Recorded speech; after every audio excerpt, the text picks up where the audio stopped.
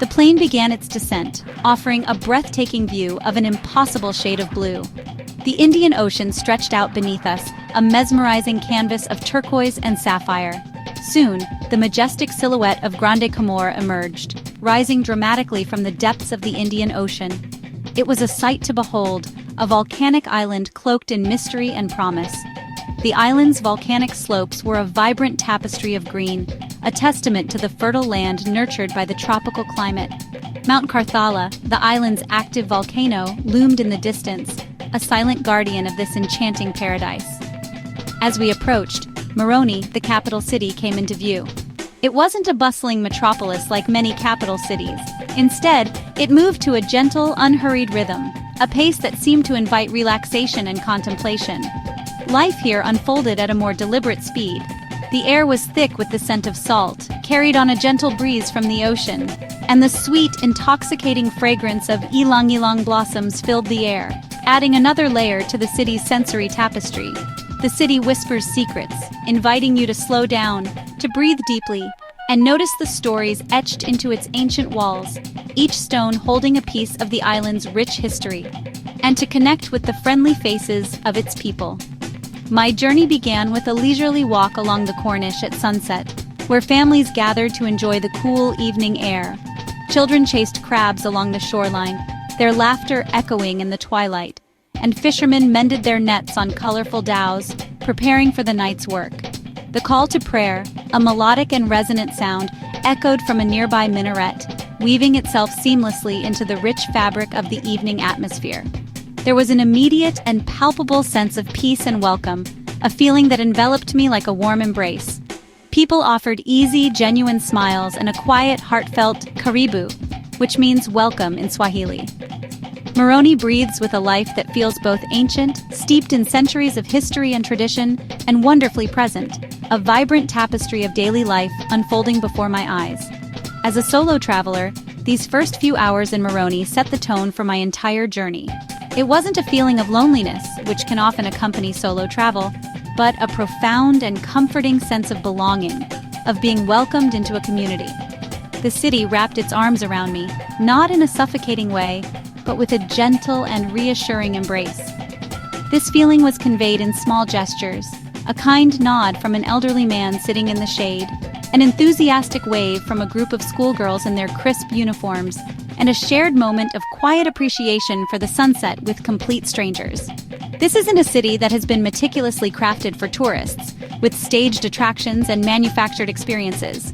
It's a city built for living, for the everyday rhythms of life. And it graciously makes space for visitors to simply be present, to observe, and to become a part of its authentic tapestry. Moroni's charm lies in its authenticity, in its unpretentious embrace of real life.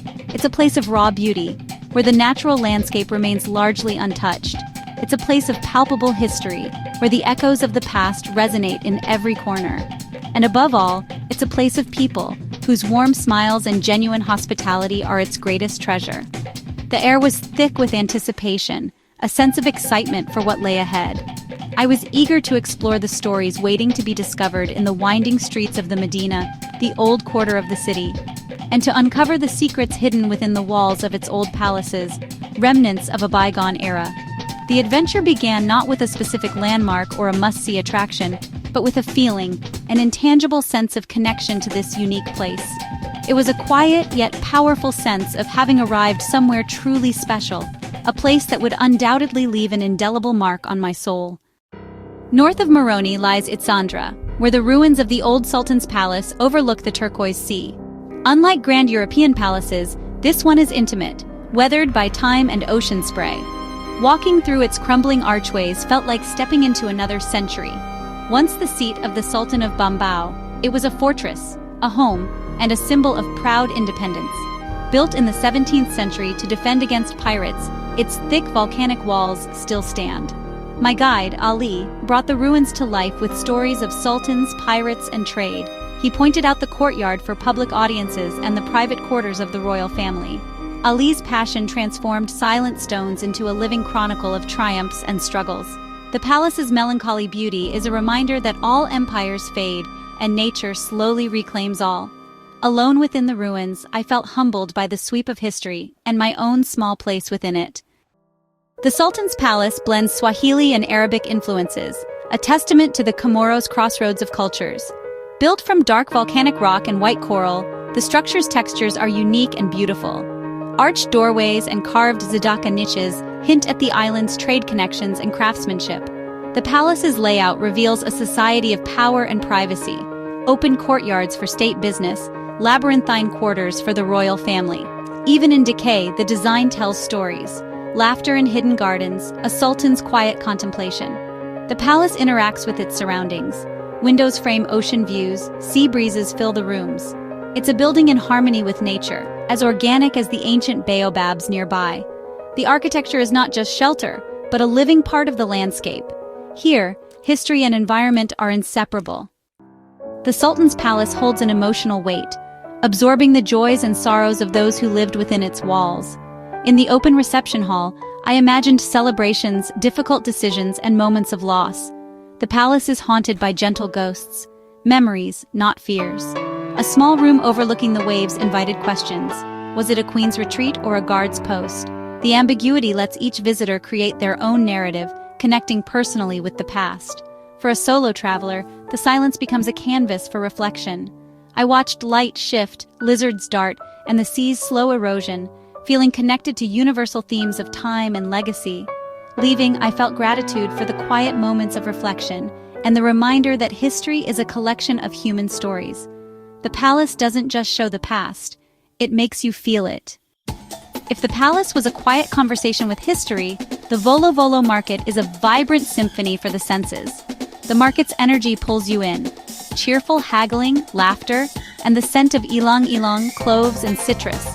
Stepping inside, you're immersed in color-red chilies, yellow turmeric, green herbs, and women in bright Kiramani wraps.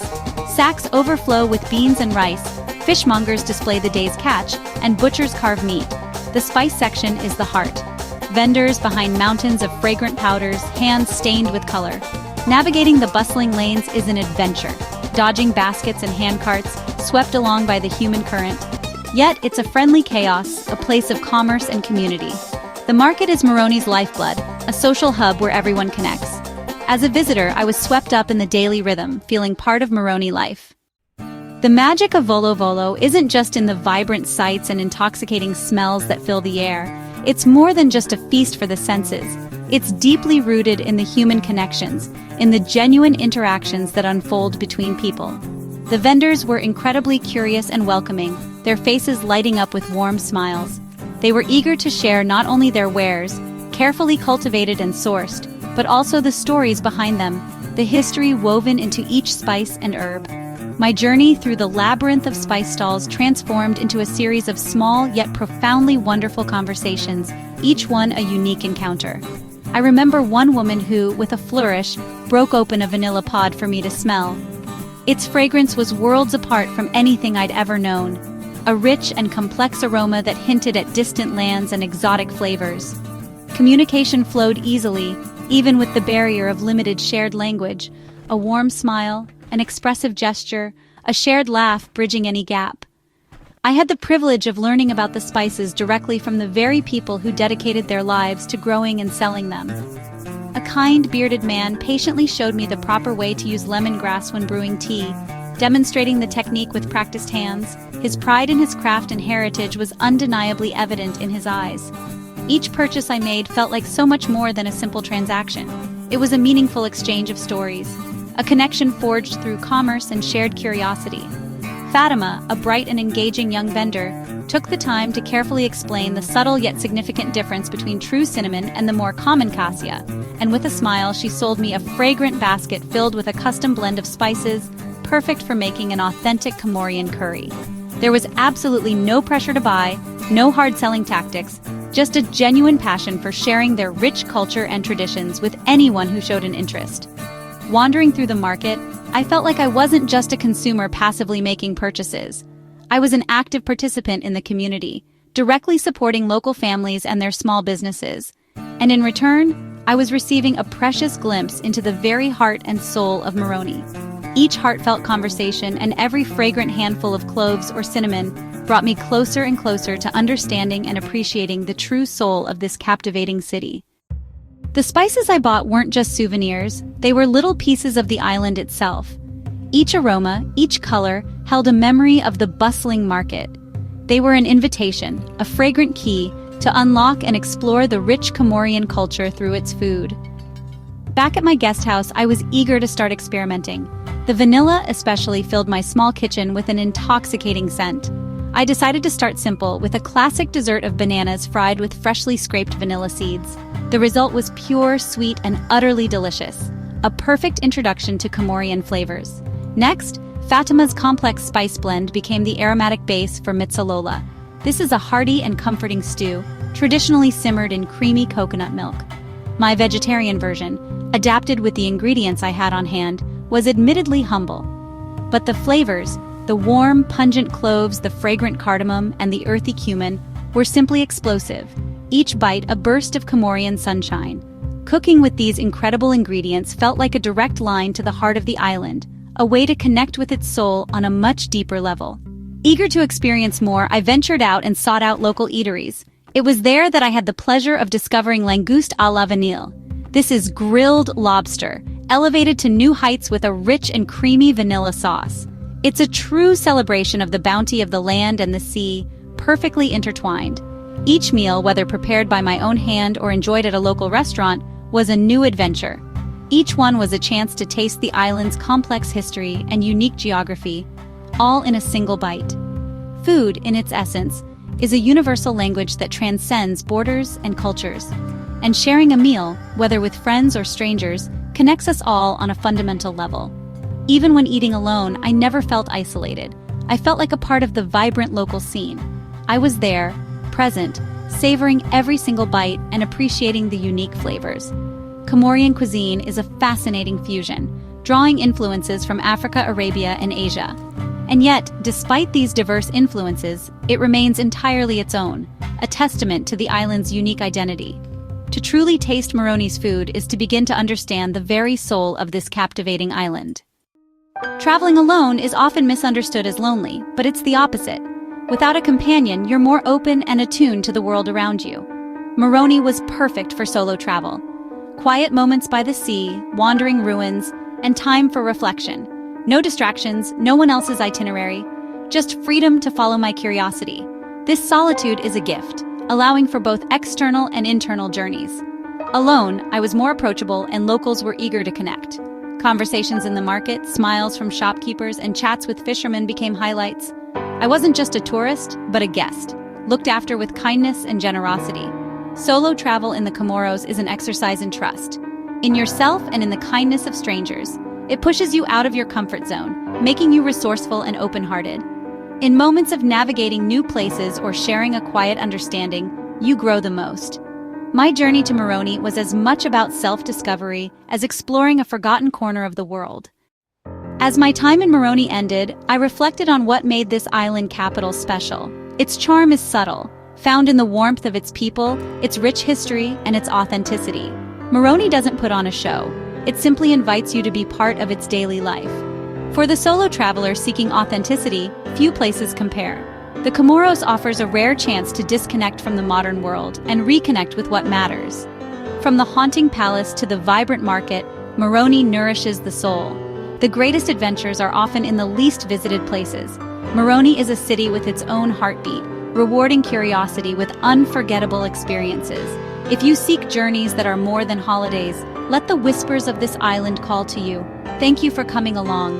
There are many more stories to share from our incredible planet.